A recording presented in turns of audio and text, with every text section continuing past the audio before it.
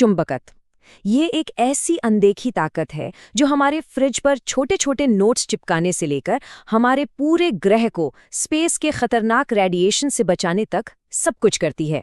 पर ये आखिर है क्या? चलिए आज इसके रहस्यों की तह तक चलते हैं।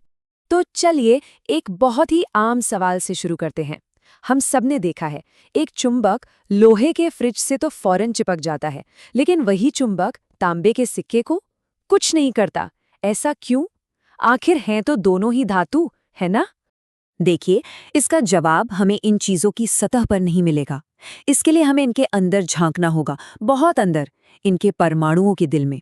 मतलब बड़े लेवल पर चुंबकत्व को समझने के लिए हमें जूम इन करना होगा, बहुत बहुत ज्यादा अंदर। तो चलिए सफर शुरू करते हैं और समझते हैं कि चुंबकत्व की पैदाइश की कहानी क्या है। और ये सब कुछ शुरू होता है एक एटम यानी एक परमाणु के अंदर। जैसा कि हमारे सोर्स में कहा गया है, चुंबकीय पदार्थ का हर अणु अपने आप में एक पूर्ण चुंबक है। जरा इस बात को सोचिए। इसका मतलब ये है कि चुंबकत्व कोई बाहर से आई हुई शक्ति नहीं है, बल्कि ये तो पदार्थ का अपना एक अंदरूनी गुण है। तो ये सब होता कैसे है? अच्छा, जब एक इलेक्ट्रॉन किसी एटम के न्यूक्लियस के चारों ओर चक्कर काटता है तो वो एक छोटे से करंट की तरह काम करता है। और फिजिक्स का एक सीधा सा नियम है, जहां करंट है वहां एक मैग्नेटिक फील्ड भी होगी। इसी को हम मैग्नेटिक डायपोल मोमेंट कहते हैं। तो असल में हर एक एटम के अंदर एक नन्हा सा चुंबक बनने की, कह सकते हैं, काबिलियत होती है। पर यहाँ एक पेंच है। अगर हर एटम एक छोटा चुंबक हो सकता है, तो फिर लोहा इतना चुंबकीय क्यों है और तांबा क्यों नहीं? इसका जवाब छिपा है उनके अलग अलग मैग्नेटिक पर्सनैलिटी में। और ये पर्सनैलिटी तय होती है इस बात से कि उनके इलेक्ट्रॉन कैसे जमे हुए हैं। जब इलेक्ट्रॉन जोड़ों में होते हैं यानी पेयर्ड होते हैं, तो उनकी मैग्नेटिक फील्ड एक दूसरे को कैंसिल कर देती है। समझिए जैसे दो बराबर ताकतें एक दूसरे को खींचकर रोक रही हों। लेकिन जब कोई इलेक्ट्रॉन अकेला होता है यानी अनपेयर्ड, तो उसकी मैग्नेटिक फील्ड का कोई मुकाबला नहीं होता। और बस यही वो चीज़ है जो सारा फर्क पैदा कर देती है। अब देखिए, यही छोटा सा इलेक्ट्रॉन का फर्क पदार्थों को 3 अलग अलग टीमों में बांट देता है। पहली टीम है डायामैग्नेटिक, जैसे तांबा। इनमें सारे इलेक्ट्रॉन जोड़े में हैं, इसलिए ये चुंबक से थोड़ा सा दूर भागते हैं। दूसरी है पैरामैग्नेटिक, जैसे एल्यूमिनियम। इनमें कुछ अकेले इलेक्ट्रॉन होते हैं, तो ये चुंबक की तरफ हल्का सा खींचते हैं। और फिर आते हैं हमारे स्टार प्लेयर्स, फेरोमैग्नेटिक पदार्थ। ये जो काय का निशान है, जिसे ससेप्टिबिलिटी कहते हैं, ये बस ये नापता है कि कोई चीज मैग्नेटिक फील्ड में कितनी जोर से रिएक्ट करती है। और जैसा कि दिख रहा है, फेरोमैग्नेटिक चीजों के लिए ये वैल्यू बहुत बड़ी और पॉजिटिव है।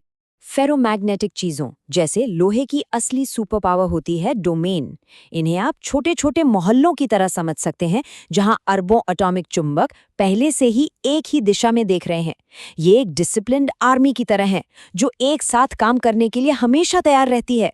यही वो डोमेन है जो हार्ड ड्राइव में हमारा डेटा स्टोर करते हैं और MRI मशीनों को इतना पावरफुल बनाते हैं। ठीक है, तो हमने एटम के अंदर की दुनिया देख ली। अब थोड़ा जूम आउट करते हैं और उन चुंबकों की दुनिया में आते हैं जिन्हें हम अपनी रोज की जिंदगी में देखते और महसूस करते हैं। ये नियम तो हम सब जानते हैं, है ना? पोल्स हमेशा नॉर्थ और साउथ के जोड़े में आते हैं। आप एक को दूसरे के बिना नहीं पा सकते। एक जैसे पोल्स एक दूसरे को दूर धकेलते हैं और अलग अलग पोल्स एक दूसरे को अपनी तरफ खींचते हैं। और हाँ, अगर आप एक चुंबक को धागे से लटका दें तो वो हमेशा धरती के नॉर्थ साउथ की तरफ ही इशारा करेगा। ये कुदरत का अपना कंपास है। अब ये जो खिंचाव और धक्का है ना, इसे एक नियम कंट्रोल करता है, जिसे कूलम का नियम कहते हैं। फॉर्मूले को देखकर घबराना नहीं है। आसान भाषा में इसका मतलब बस इतना है, आप दो चुंबकों को जितना पास लाएंगे, उनके बीच का खिंचाव या धक्का उतनी ही तेजी से बढ़ेगा। मतलब दूरी आधी कर दो तो फोर्स 4 गुना हो जाएगा। ये एक बहुत ही सिंपल लेकिन पावरफुल प्रिंसिपल है। तो ये फोर्स बिना छुए काम कैसे करता है? ये काम करता है एक मैग्नेटिक फील्ड के जरिए। इस स्लाइड पर इन लाइंस को देखिए। ये एक तरह से उस अनदेखी ताकत का नक्शा है जो हमें दिखाती हैं कि फोर्स कहाँ मजबूत है और किस दिशा में बह रहा है। जहां लाइनें ज्यादा पास पास हैं, वहां फोर्स सबसे ज्यादा है। और ये स्लाइड कमाल की चीज दिखाती है। जब एक छोटा चुंबक जैसे कंपास की सुई किसी बड़े मैग्नेटिक फील्ड में आता है तो क्या होता है? उसे एक घुमावदार फोर्स महसूस होता है जिसे टॉर्क कहते हैं, जो उसे तब तक घुमाता है जब तक वो बाहरी फील्ड के साथ बिल्कुल अलाइन ना हो जाए। हर कंपास इसी सीधे सरल सिद्धांत पर काम करता है। चलिए अब जूम आउट करते हैं सबसे बड़े स्केल पर और देखते हैं उस सबसे बड़े चुंबक को जिसके साथ हम सब रहते हैं, हमारी अपनी पृथ्वी। तो हमारी पृथ्वी एक बहुत बड़े चुंबक की तरह क्यों काम करती है? इसकी वजह है डायनेमो इफेक्ट। हमारे प्लैनेट के सेंटर में पिघला हुआ लोहा एक उबलते हुए समंदर की तरह घूम रहा है। ये घूमता हुआ बिजली कंडक्ट करने वाला लिक्विड बहुत बड़े इलेक्ट्रिक करंट्स बनाता है, और जैसा कि हमने सीखा, चलते हुए करंट्स एक मैग्नेटिक फील्ड बनाते हैं। ये हमारे ग्रह का अपना नेचुरल जनरेटर है। पर यहाँ एक मजेदार बात है, पृथ्वी का मैग्नेटिक फील्ड थोड़ा सा टेढ़ा है। एक होता है ज्योग्राफिक नॉर्थ पोल, वो पॉइंट जिसके चारों ओर हमारा ग्रह घूमता है, और एक होता है मैग्नेटिक नॉर्थ पोल, जहां हमारा कंपास असल में इशारा करता है। और ये दोनों एक जगह पे नहीं हैं।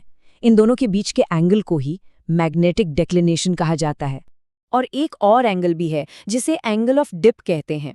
ये बस इतना बताता है कि आप जहां खड़े हैं वहां मैग्नेटिक फील्ड कितना नीचे की तरफ झुका हुआ है। अगर आप मैग्नेटिक पोल पर खड़े हैं तो ये सीधा नीचे की तरफ यानी 90 डिग्री पर इशारा करेगा, और अगर आप मैग्नेटिक इक्वेटर पर हैं तो ये बिल्कुल फ्लैट यानी 0 डिग्री पर होगा। तो सबसे जरूरी बात जो हमें समझनी है वो ये है कि धरती का मैग्नेटिक फील्ड कोई पत्थर की लकीर नहीं है। इसके पोल्स लगातार घूम रहे हैं और पृथ्वी के इतिहास में वो कई बार पूरी तरह से पलट भी चुके हैं। ये हमें एक बहुत बड़े सवाल पर लाकर छोड़ देता है। अगर कल को नॉर्थ साउथ बन जाए तो क्या होगा?